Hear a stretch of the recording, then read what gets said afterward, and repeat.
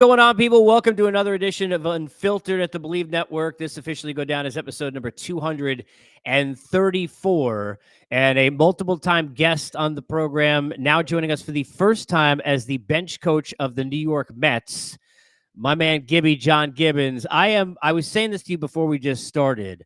I was so pumped when I heard this news because obviously, personally, I've got ties to the Mets my whole life and have been so excited about this. I want to delve into all of it, but I gotta go with this. I always joke about Met legend John Gibbons every time I have you on this show. How cool is it to come full circle after your time with the organization as a player and now be a part of it again in this role? Hey, Case, well, first off, man, it's good to see you. I'm glad you had me back, man. It's one of my favorite spots right here. Uh, it's like it's like a return to the scene of the crime. I spent, yeah, I probably spent, 20 years of my life over there. Part as a player and then in the coaching in the system. And my ultimate goal after my playing career was over was I want to get to the big leagues as a coach with the New York Mets. I just paid my dues in the minor leagues. Never happened, right? And then I end up leaving. I end up in the Blue Jays, and sure enough, everything just kind of fell into place. It happened fast, but I don't know if I want to say it's a dream come true, but it was kind of my ultimate goal, right? Is to get on the coaching staff there and. Because I was there during, I guess they still call them the glory years. The last time they won it back in the mid '80s when the teams were really, really good. So All I'd love to because be of a your part of. play.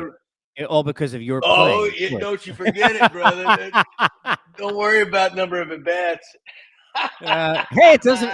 Hey! Look, there was Stabilizer. there was a home run highlight circulating after this came out from like Met fans, and I'm like, okay, all right, Gibby, looking good. You didn't need to go to Yellowstone. You can go right to the beach with the abs you were working at that point. I mean, in your former life. But I think this is so very cool, and I want to get into all of this, and we'll delve deep into how it happened and what it means for you and some of your excitement. But as always, we're excited to say we're presented by our good friends at Bet Online. They are your number one source for your sports betting needs, latest odds, lines, and matchup reports, baseball, basketball, football, boxing, UFC, golf, and more. They are the fastest and easiest way to get all your wagers, live betting, casino, and card games. They're all available right now, right from your phone. So get over the website, mobile device, join right now, and get in all the action. Remember to use the promo code BELIEVE. It's BLEAV. Get a 50% welcome bonus on your first deposit. It is Bet Online where the game starts. So let me start with this part.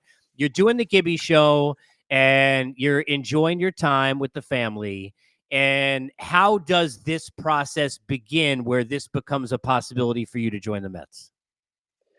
Well, Casey, I mean, it was kind of funny how it all happened, and it happened fast. Yeah, I've obviously followed baseball. I've been in baseball my whole life, and even doing our show, you stay in tune with the transactions and all that. And naturally, being an ex-manager, I'd had in my dream to get back and become a manager again. But that was kind of slowly fading. Uh, and so I was tracking who was getting what jobs, this and that. And then when I saw the Mets hired Carlos Mendoza, from the Yankees, I didn't know him, but I knew of him. I think his first year as a bench coach in New York was when I was my last year managing in Toronto. And but it did it. The thought entered my mind. I said, you know what? Maybe since he's doing it for the first time in New York, maybe they'll look for somebody with the experience as a bench coach, right? And, I knew after Buck left, but I didn't give it any more thought than that, and didn't make any calls or anything. And sure enough, when my old bench coach, DeMarlo Hale, called me one day and said, hey, he knew Carlos. He said, I would like, can I pass on your name? Give me your number. I said, sure, I love it, And then another, a couple other coaches, same thing.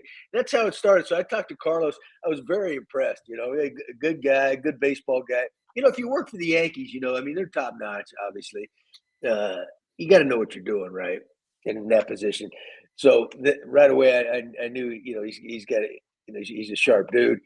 And then, then we kind of hit it off. You know how you talk to people, and you can tell whether you like somebody or not. May not dislike them, but it's kind of, But yeah, I mean, we hit it off pretty good. And then next thing things developed a little bit. And I talked to David Stearns, the new president over there, and then a couple other guys. And sure enough, they selected me. And I'm looking forward to it. I think I can help him. That'll be my job to all managers are different. some want more stuff from the bench coach and others. It all depends. That's kind of, we got to develop that.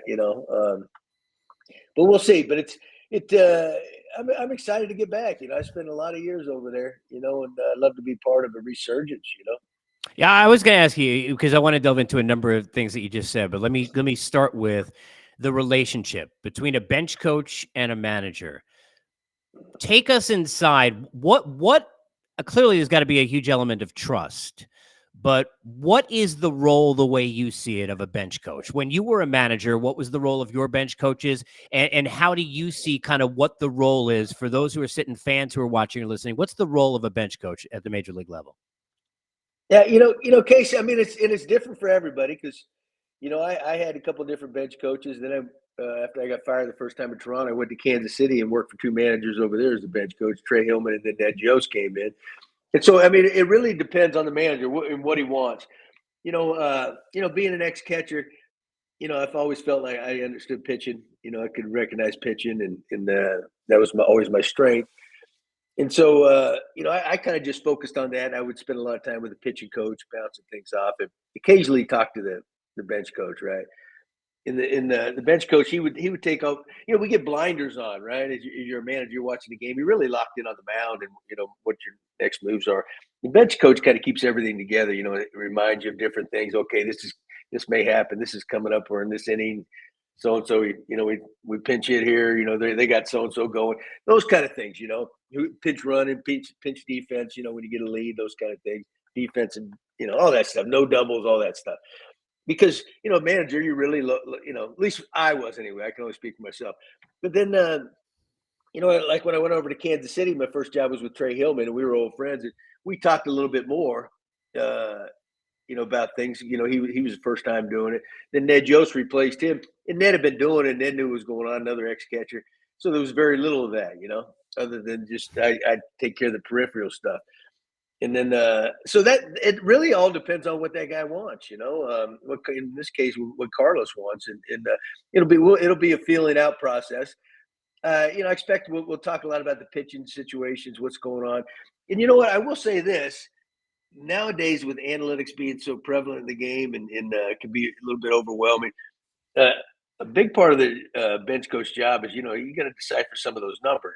I mean, everybody knows them going into the game, but you still reassurance, as that game's moving along, okay, you know how it is, man. We get a little crazy, right? And Not I you, assume so. never. Me. I can't even. Not you. I ain't smart enough to get crazy, Oh, man. come on, man. You're Keep it eccentric. simple, I like to stupid. eccentric. Not yeah. Well, hey, look, that works for anything. Yeah, you mentioned Mendoza and talking to Carlos for the first time. And I think this is a huge advantage that you bring to this is you understand what it takes to win in New York and what it is like to be in that cauldron. Now, he comes from a different place because he's already done this with the Yankees. How much does it benefit him rather than just being, even if he was a guy, Gibby, let's say, who was qualified, but was a bench coach somewhere else, Milwaukee, anywhere you want to name that's, let's say, a mid-level market? How much better suited and ready is he, having seen already what that gauntlet is of the New York media, and now coming over just cross town and becoming a manager for the first time with the Mets? Oh, I think it's huge for him. I mean, like there's no place like the Big Apple, right? And it is really, in a lot of ways, his number one job, or at least up to 1A anyway, is going to be dealing with the media every day. Two or three times, and I mean, that could be overwhelming in a town like that. Expecting, because they're always competing. He's competing against his old team, the Yankees. You know how that works up there. And he's the spokesman for the team. He's going to be on the picture all the time, front page stuff. So yeah, that's going to be and that can be overwhelming, I assume. He did it as a bench coach, but now he's going to get a full metal jacket. And so, but you know what? He's seen it. He's witnessed it. And that's got to make it easier on him. And he's very intelligent guy. He's very well spoken. So I think he'll be really good at it. Did you? I know you talked about talking to David Stearns. Let's start there. What was your impression of him? Again, just like Carlos, very very impressed. A sharp guy. Obviously came with the great reputation. They were talking about him, taking over that spot, a couple of years ago, and he's got success. He a lot of success on unlimited resources, right? So he understands how to do that. Now he's in a position. He's got the wealthiest owner in the game that wants to win. Man, that's big. And so he's got a little more. He's got some more toys to play with. Put it that way. Right? So. I mean, it's a kid in a candy store. I mean, for him. I mean, Oh yeah. Yeah, Craig Counsell gets $40 million and goes to the Cubs, and David Stearns gets to now run a Mets with Steve Cohen. Did you talk to Cohen at all during this process? No, I haven't spoken with him. I look Okay. forward to meeting him. Because everything I heard, everybody says everybody loves him, and you can't say anything good about somebody, if all they want to do is win. That's the whole idea of this project anyway. What I think things I understand and I've kind of witnessed. He's big on the history of the team. Because it retired, I think Strawberry and Gooden's number this year, and he'd done some others in the past. And Keith Hernandez, I think, last year. I think that's important. So he identified. He's a Met. And I think that's important that you cling to your history a little bit. When you looked at the opportunity to become a bench coach, clearly, and I don't think this is, I don't think this is necessarily a secret that anybody who's ever managed and managed at a high level wants to manage again at some point. The bench coach spot, not necessarily here in New York, but anywhere, is that, hey, I'm still in the mix. You can kind of feel it out. And if you'd like to manage again, and that continues to be a thing, this may enable you to go and do that. How much of the thought process was that in for you, that this gives you an opportunity, should you decide that it's the right thing for you in the future, Gibby, that you can take another job and maybe manage again at the big league level? Case, really, that's not even really a part of it. I want to get back in the game because I miss the competition. But I got to tell you what, the pressures of the game and a lot of the BS that goes with it, I have not missed that at all, right? And there's still pretty pressure on me to perform and help Carlos, get but it's not the kind of pressure he's feeling. He's gonna feel. So I'll go in there and do my job, and I kind of keep things steady for him and help him out. And who knows what happens down the road. I am getting a little bit older, but hey, I've always been pretty good at doing nothing now. I tell you that. Since I was a kid. So, and sitting behind that microphone once a week, which I was doing on the podcast, wasn't too bad either. No, it's not. And but I think the but two you things do it go every day, don't you? Well, yeah. Well, the two things go together, though. Yeah, but I can't. I mean, look, helping coach my son or sitting there and managing through a television. One thing, I'm not bench coaching or managing at any time, but I do think that one thing that you were doing when doing this side of it that shows off the skills that are certainly part of why you're getting this job and why you were the manager that you were, is that you relate to people.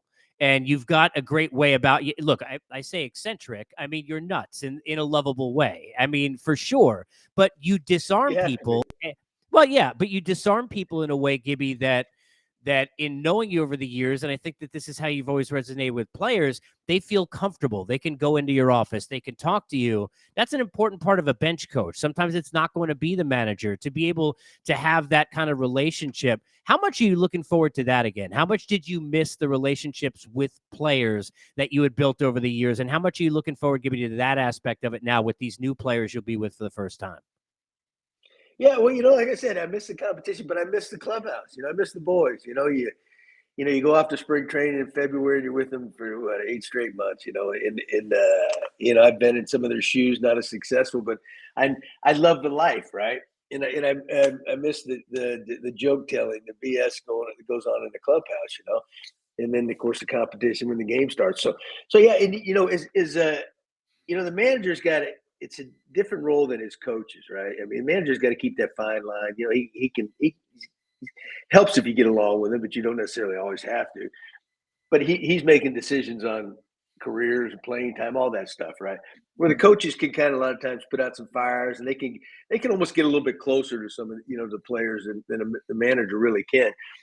But I do think it's important, that you have fun with these guys, because it's such a stressful, high pressure environment, that I think that helps, kind of brings everybody together, and it kind of lights some things up. And guys play better when there was, players always take on the personality of their manager. They really do. and the coaching staff, and so hey, we're here to have fun. You're always better when you're having fun doing something, right? So I look forward to that because I really miss that. Yeah, it's the biggest thing I hear over the last 20 years from players when they talk about any great manager or coach, depending upon the sport, is the balance, if you will, that they present of I don't know if he thinks that we're in turmoil and we lost 8 in a row, or if that we're the greatest team in the world, we won 8 in a row. Because that guy is always there every day, ready, willing to work, getting at it, doing the things he needs to do. And because of that, the players then, right, don't internalize all of that pressure that playing in New York brings. And especially if you're struggling and things of that nature. How much of that is more important even in New York? I mean, I reference your playing career, and I'm not going to put the legendary playing career in quotes because it was legendary because it is to me, and that's all that matters in terms of your Met In my career own as a mind. player and in your own mind. But you got to be a part of and understand as a player what playing in New York is like. You got to understand as a player what it's like to be in front of a fan base and a media that is a little bit different, right, than everywhere else. How much does that prepare you to then communicate with these players because you've seen it? I mean, I think it's a different element. Even in your short time there as a player, you obviously manage against the Yankees forever, but talk about what you noticed playing for a team in New York that's different from everywhere else that you've seen in the league. Well, Case, I think number one, hey, they don't let you up there. If you're looking for some peace and quiet, you're not going to get a whole lot of it in that town, right? Now, when things are going good, the team's playing well. There's nothing better, but it can flip and turn into just the opposite when things go south, right? And so you just got to understand. That's why I think it's important everybody stay steady, because you're going to go through the ups and downs, and but it's a good team. I mean, 2 years ago they won 100 games, right? Won over 100 games, and then last year it was one of those years things didn't work out, right? So there's a lot of talent there, which is a good thing. It's not like you're going to work for a team that's you got no shot, right? But there is New York is so different. I can remember my first, I showed up there. I was young. I was 21, but I hadn't been to New York, especially in the athletic world anyway. I don't even know if I'd ever been there, but I thought, because I'd seen the movie Escape from New York when I was a kid. And I go, I said, damn, this is just like that, man. Because I can remember opening day at Shea. I was catching in 1984, played the Expos, and Ron Darley was pitched. I think we got beat like 10-0 or something. But Pete Rose was playing for the Expos first base that year. He comes to the plate, and somebody threw something. I think it was a grapefruit, like went right past us. And because I'm standing home plate, he's getting in the box. I'm going, you got to be kidding me, man. Meanwhile, the hotel I stayed at that morning on the way to the park, I go out the parking lot. There's like 3 or 4 cars up on blocks. People that stole their tires, and there's like, I'm going, where the heck am I, man? And then I went there, and people are throwing stuff, and then of course, I got off to like a 1 for 15 start. So that didn't help things. Next thing you know, it was 1 for 25 or something like that. So it's like, I never necessarily experienced all the good back slapping but I saw how, I think that's one of the reasons why that, the 86 team will live in infamy, right? They had so many screwballs, but they were so good.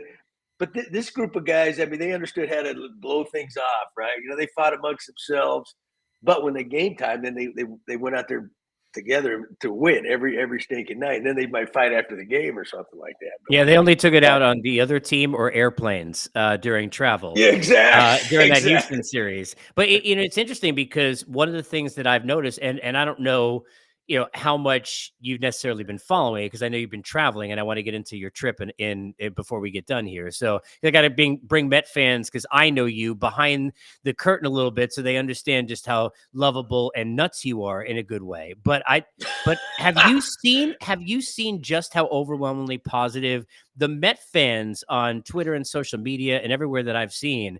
I mean, literally to a T across the board, positive and excited to have you as the bench coach.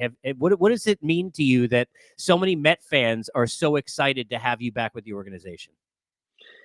Case, I really wasn't aware of that, to be honest with you. I was on Twitter and all that stuff, for my podcast, but I really don't follow it too much. But that's good to hear. It's maybe they're hoping, hey, finally we drafted him in the first round. Maybe we'll get something out of him finally. It's one of All those these years things. later. Yeah. If you think about it, in 1980, the Mets had 3 first-round picks. Strawberry was number 1 in the nation, right? Went on to have a great career. He had a troubled, off the field life. But Billy Beane was the third pick. He That's goes on right. to be Moneyballer, right? And then I was the 24th, and I become a coach. So I don't know. Frank Cassie was a GM back then. Would that be considered a success? I mean, we all stayed in baseball, I think well, certainly your career has been a success, but now your Met career can be a success, coming back in this second variety and helping lead this team to a championship as part of the franchise again, right? I I mean, guess, yeah. Frank knew. Cassie knew he was drafting a coach in the first round. I don't know. That's I'm pretty just trying smart, to I get a guess. Netflix documentary sold for you, Gibby. We're talking to the great John Gibbons, the bench coach of the New York Mets. So a familiarity with these players, obviously, and I know because we've been talking about the sport a lot over the last year. Even since you've been managing, you're concentrating a lot and watching plenty about what goes on. Clearly, the Mets 2 years ago more in the focus with Buck and that group over 100 wins than they were a year ago. But you're well aware of all the Scherzer and the Verlander and all the guys who are out. What's your familiarity with the players that are on the team, and give me an idea of your level of excitement of getting to know guys like Pete Alonso and Francisco Lindor, who obviously you competed against a million times in the American League, and some of the guys on this roster. Yeah, I know the names. I know a little bit about them. I know all about Pete. Every time I turn around, he's on that home run hitting contest, or he's in the finals or winning it. Lindor, like you said, I've seen plenty of it. I know how dynamic a player he is, uh, yeah, it's a good core group, and I've heard nothing but good things about them. And they've had success. It's not like they're searching for success; they've had it, right? And then a piece here or there could you never know, brings it back to that 100 win season again. You don't know. It's a tough division now. The Phillies have kind of come on, and Atlanta's doing what they're doing. But everything I've heard, it's kind of it's a tight knit group.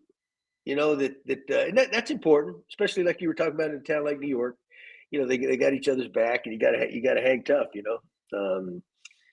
But we'll see. I still got to learn. I still got to watch him play spring training and get to know him, and to be really in tune with what I need.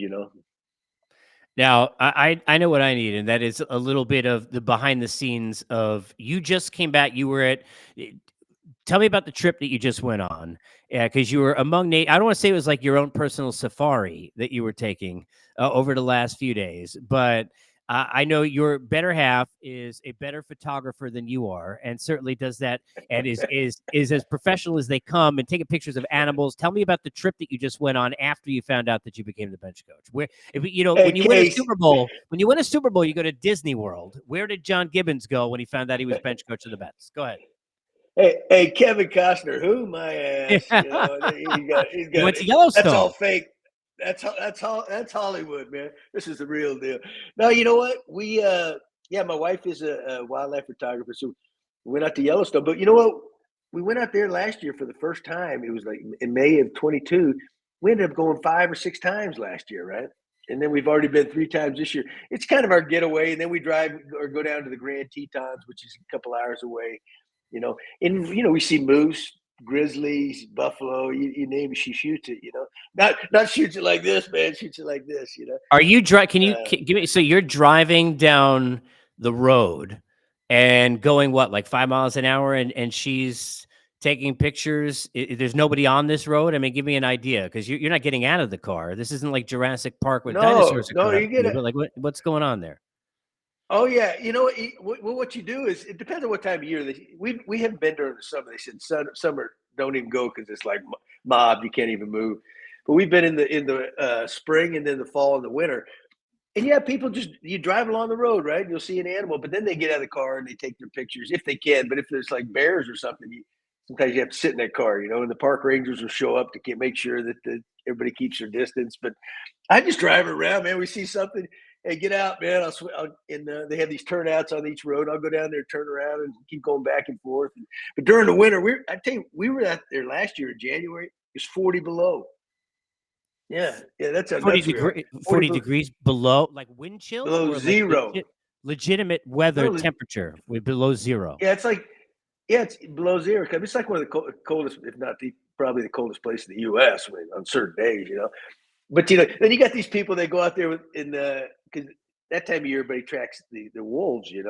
They got their scopes because they usually stay too far out. You can't take pictures of. And so we're driving. Actually, the coldest day was 42 below. We're driving to the airport to head home through the park. We drove by and all these old people, man, they're sitting on these chairs with these scopes like this, man, up 40 below zero. 40 degrees below zero. I'm not even going outside, let alone driving Well, around. yeah, that's what I thought. I mean, are you nuts? You must get your car or whatever. You drove there or rented a car. Like, you must have great heating in that car because like a 40 below. Oh, yeah. I can't. It's like I'm in Atlanta and it's like 35 degrees and I've already lost all the New York in me, so I get freezing and everything. And I got to leave the heat on for 10 minutes before I get in the car. Oh, You kidding me? 40 below zero? That's bananas. Well, hey, we weren't getting out there, but these wolf trackers were. It was like, but they're mountain people out there, But hey, you get a little colder too, man. So you're such good shape. You don't have all that excess. Oh yeah, please. Fat on you, man. I'm A shape. I don't know if I'm in good shape, but I'm A shape. Just trying to keep the dad bod at like the highest of quality. So so you got back from your trip. What's the schedule like for you? You got a lot of downtime now, a lot of studying. I mean, what do you do to kind of prepare to get ready between now and spring training for you?